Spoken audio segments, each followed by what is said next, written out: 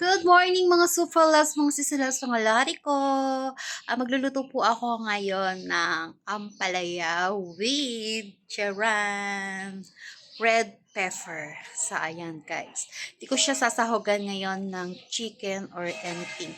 Ang ilalagay ko po ay bulad or yung galing pong sikihor na parang dilis. I try it. So, ayan po guys ang ating isasahog sa ating ginisang ampalaya with eggs. So, ayan guys. Sa bawang sibuyas. And lalagyan natin siling panigang pero para medyo ating fresh na ampalaya guys. Of course, lalagyan natin siya ng siling pula or bell pepper. So guys, papakuluan ko nga pala yung ampalaya kasi po, mahilig po akong uminom ng pinagpakuluan na ampalaya, pampaganda ng kutis, ever since ng bata pa ako guys. So may pimples ako, allergy. Ayan guys, mamaya pag kumulo na yan, iinumin ko po yung pinagpakuluan yan. Siguro mga isang tasa yun guys. So ayan guys, ito muna natin yung kilos. Yun ang pinakasawag ng ampalaya natin guys. So, ito na po yung ampalaya natin. Napakuluan ko na siya. Then, meron na rin akong iinumin ampalaya. So, ayan guys. Iinumin ko siya mamaya. Ayan yung nakuha ko po. Atas ng ampalaya. Pampaganda ng kutis. Pampataas ng... Ayan guys. Sinito na natin siya. Tapos, lalagay na natin ng ampalaya. Haluin muna natin.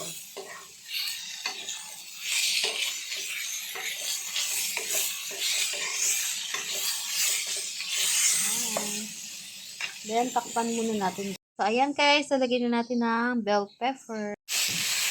Yan. Para mas healthy guys, sinaluan ko siya ng bell pepper.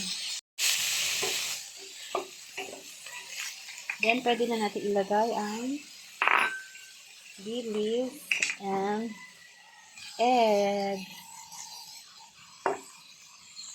So, ayan guys. So, lagyan natin ng konting patis lang kasi meron na siyang dilis para hindi umalat. And of course, hindi pwedeng mawala ang ating magic sarap, guys. Ayan. Of course, guys, kailangan meron siyang pamintang pino. Ayan, guys, haluin na po natin.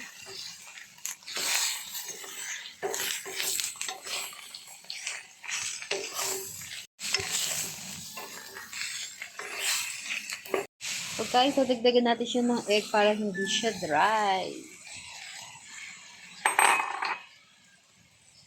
Then hahaluin natin ulit. Tara! Luto na po ang ating ginisang ampalaya with red pepper. Happy tummy guys! God bless us all. Thank you for watching. Let's eat!